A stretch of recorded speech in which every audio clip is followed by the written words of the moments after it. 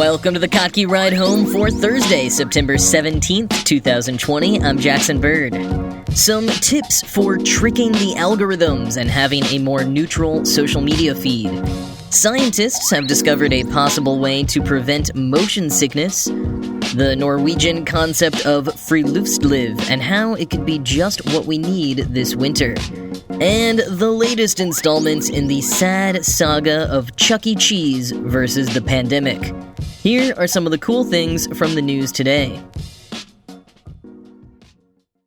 Alright, so it's no secret that we all exist in online filter bubbles, getting ever stronger by unchecked algorithms and increasingly affecting not only our polarized perceptions of the world, but also our mental health and the state of the world. I mean, heck, it's gotten so bad that firefighters are literally taking to TikTok to debunk conspiracy theories about the fires in Oregon. Link in the show notes. We all know it's a problem, and if you're listening to this podcast, you're probably someone who's very thoughtful and likes learning new things and is therefore concerned about this phenomenon in one way or another. And while there are certainly more drastic actions we could take, like quitting social media altogether or trying to take action against the trend on a broad legislative scale, but one of the most immediate individual things that we can do is take stock of our own personal social media feeds.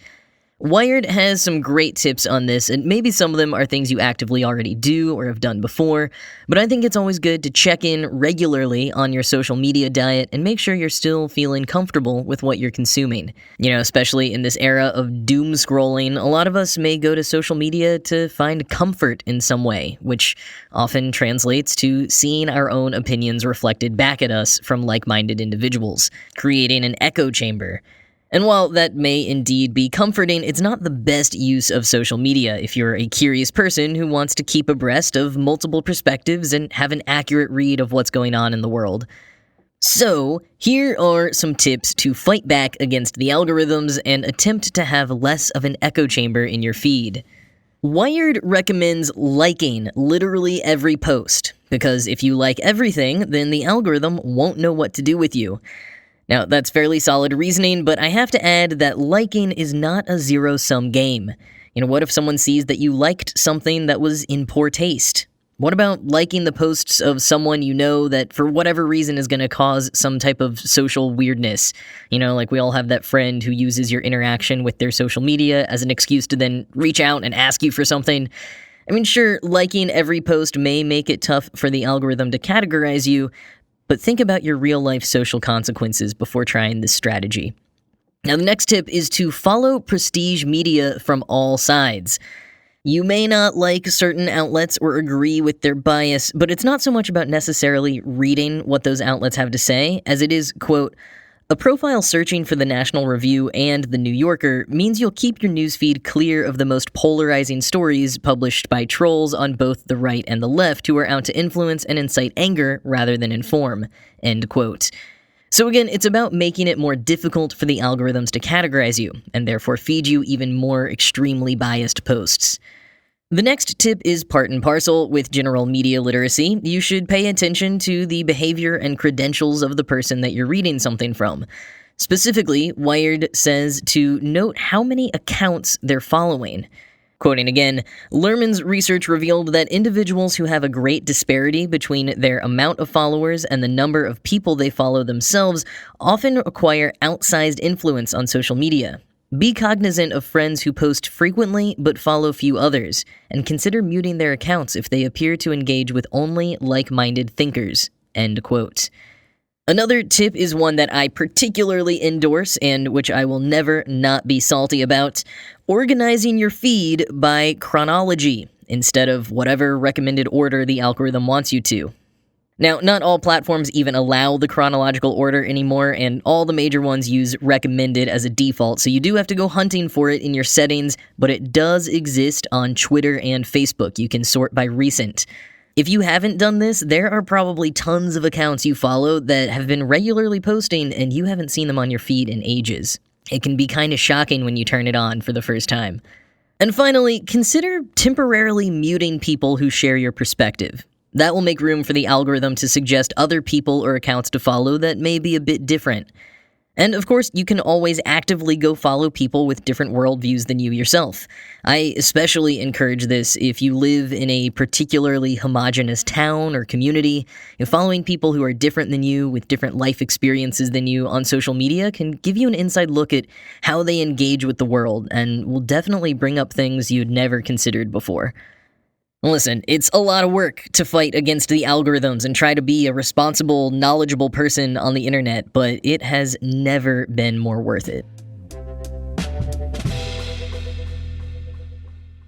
As someone who experiences motion sickness, I've figured out a lot of coping mechanisms over the years. Sitting in the front seat instead of the back, or ideally just being the driver, chewing mint gum, sipping ginger ale, eating salt and vinegar chips, that's a new one I discovered, wearing one of those C-band bracelet things, taking some Dramamine, and never, ever reading or even looking too much at my phone. But scientists at the University of Warwick say they've found something that can reduce motion sickness in people by over 50%. Some basic visuospatial exercises. The study, published recently in the journal Applied Ergonomics, tested participants both in real cars and using a simulator and surveyed them for initial symptoms. Then they were instructed on some brain exercises, like looking at a pattern of boxes and trying to match them with rotated versions, as well as some paper folding tasks. And they were instructed to do these once a day in 15-minute installments for 2 weeks.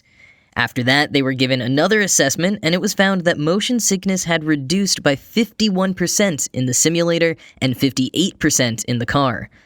As self-driving cars enter the market, there's a greater concern about the 1 in 3 people who experience motion sickness, and who therefore may never want to own a self-driving car. It's also a growing concern when it comes to virtual reality, because many people who experience motion sickness on some type of transportation also experience it when using a VR headset.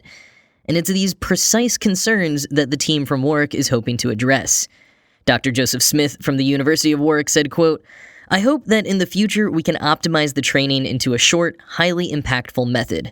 Imagine if when someone is waiting for a test drive in a new autonomous vehicle, they could sit in the showroom and do some brain training puzzles on a tablet before going out in the car, therefore reducing their risk of sickness.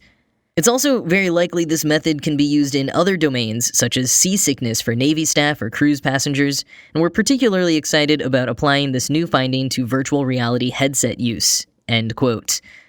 And the team included some of the visuospatial brain exercises in the published paper, so I honestly might try doing them ahead of my next road trip just to see if it works. I mean, this could seriously be a game changer if it's true. Like, imagine reading on a bus or a train. Wow, what a life.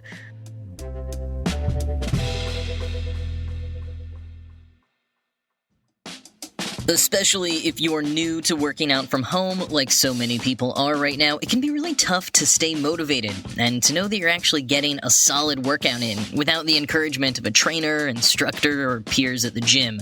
Beachbody On Demand takes care of that by offering thousands of different workouts designed for all kinds of tastes and bodies and led by professional trainers. They offer workouts ranging from weight training and bodybuilding to cardio, HIIT, dance, yoga, and more.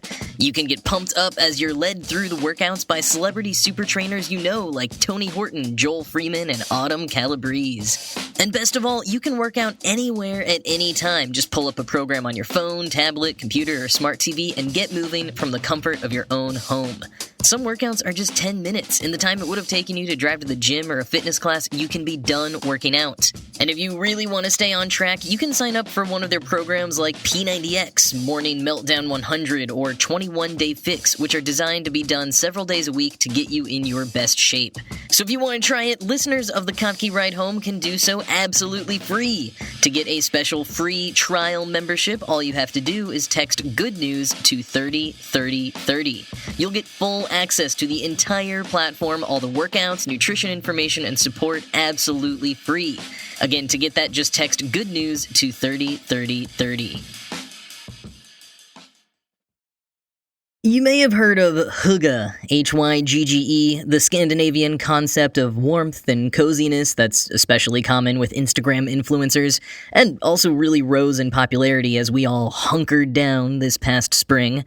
But there's another Scandinavian term we may find useful as winter approaches, and many of us will inevitably still be in various states of lockdown. Now, yes, hygge is ready-made for cozy winter evenings, but as we all know by this point, staying indoors for an extended period of time with people who are not in your pod is ill-advised. And this has been relatively fine so far in the warmer spring and summer months, although some places, of course, were too hot and now others have terrible air quality. But overall, things like outdoor dining, outdoor meetings, workouts, parties, and forms of recreation have all seen a huge rise. If you're like me and my friends who've enjoyed many a patio and garden get-together this summer, you may be wondering how you're going to cope with some colder weather.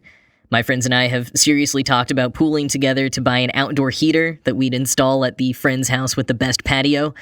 And if you've been considering that too, I recommend pulling the trigger because I am sure that those are going to be the next major item that sells out and is impossible to find.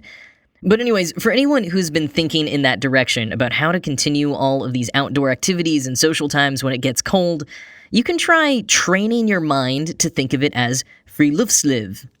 Hailing specifically from Norway, but popular throughout Scandinavia, Friluftsliv basically means open-air living. It's an appreciation for the outdoors, but also kind of an overall approach to life and a commitment to spending time outdoors regardless of the weather. Quoting National Geographic, Friluftsliv is more than just an activity. It's a kind of lifestyle, says Lasse Heimdal, Secretary General of Norsk's Friluftsliv, an organization representing 5,000 outdoor groups in Norway. It's very tied to our culture and what it means to be Norwegian. Norwegian playwright Henrik Ibsen is generally credited with inventing the term in the 1859 poem On the Heights, which recounts a farmer's year-long trek through the wilderness. By the end of the poem, the protagonist ditches civilization for good. But Heimdal says Friluftsliv isn't just for hardcore athletes and intrepid explorers. Friluftsliv can also mean long strolls with friends, picnics, a leisurely afternoon bike ride, or walking the dog on a chilly morning. There's even a special word, utepils, for drinking a beer outdoors. End quote. I like that one. Utepils is one of my favorite activities. Now, in some ways, it's not surprising, and in other ways, it's fairly remarkable that a nation with such rainy, snowy, and dark weather can find joy and happiness in weather that brings many people down. Quoting again, complain to a Norwegian about the weather and you'll likely hear a cheery refrain, there's no bad weather, only bad clothing. In Norwegian, it rhymes. Locals have more than long johns and wool hats to protect them against the elements, however. They also have what Stanford University health psychologist Carrie Leibowitz calls positive wintertime mindset, end quote. Leibowitz points out that despite the reality of seasonal depressive disorder, especially in high-latitude places that get very little sunlight for months on end, Norway is actually one of the happiest nations in the world. And Leibowitz thinks it has a lot to do with their mindset of finding the good in nature and being outdoors, even when it's snowy or wet. In addition to simply having that optimistic mindset, many studies over the years have shown the positive benefits of nature in helping treat grief, depression, and PTSD. Leibowitz, as well as Oliver Luke Delory, author of the book Friluftsliv, Connect with Nature the Norwegian Way, recommend trying out Friluftsliv this winter. You can start small by just thinking of one thing you appreciate about winter. But then try things like having an outdoor picnic and intentionally going for walks on blustery days. Delory notes in the book that you can think of it as, I'm going Friluftsliving. Just thinking of it as a thing that you're doing by choice instead of because you're forced to can turn it into a fun, positive experience.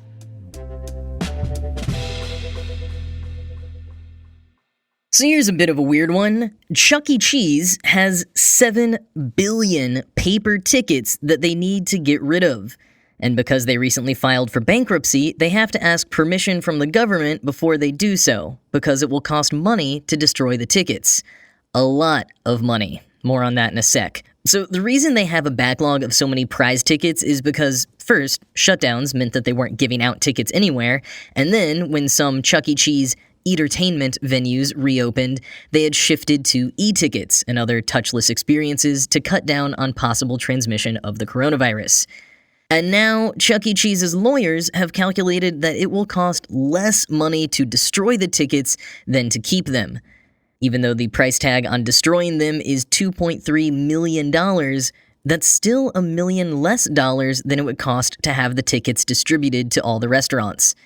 And furthermore, quoting Food and Wine, since prize tickets are redeemable by guests at significantly higher value than the cost of prize tickets, the debtors believe it is in the best interests of the estates to mitigate any risk of these tickets being circulated to the general public, CEC Entertainment's attorneys said in a court filing.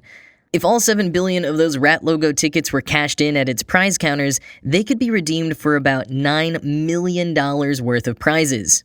That's a lot of generic Nerf footballs, end quote. And by the way, in case you're having trouble imagining what 7 billion prize tickets look like, it's enough to fill 65 40-foot cargo shipping containers. Yeah, Chuck E. Cheese has not been having an easy go of things during the pandemic. Quoting AV Club's The Takeout, it entered the pandemic in March with nearly $1 billion in debt, became a neighborhood pizza and wing joint, declared bankruptcy in June, and recently secured $200 million from investors so that it could continue to seek a buyer for its ailing children's entertainment empire, end quote. And if you're curious about that neighborhood pizza and wing joint thing, I did a segment on the May 20th episode of this podcast all about Pasquale's Pizza and Wings, as well as the kind of sad origin story of poor, orphaned Chuck Entertainment Cheese. The judges will be deciding soon if Chuck E. Cheese is indeed allowed to spend the money to destroy the paper prize tickets, but in the meantime, if you want more of your Chuck E. Cheese fix, since you probably won't be getting it from the prize tickets either way, you can go have a listen to that old May 20th episode.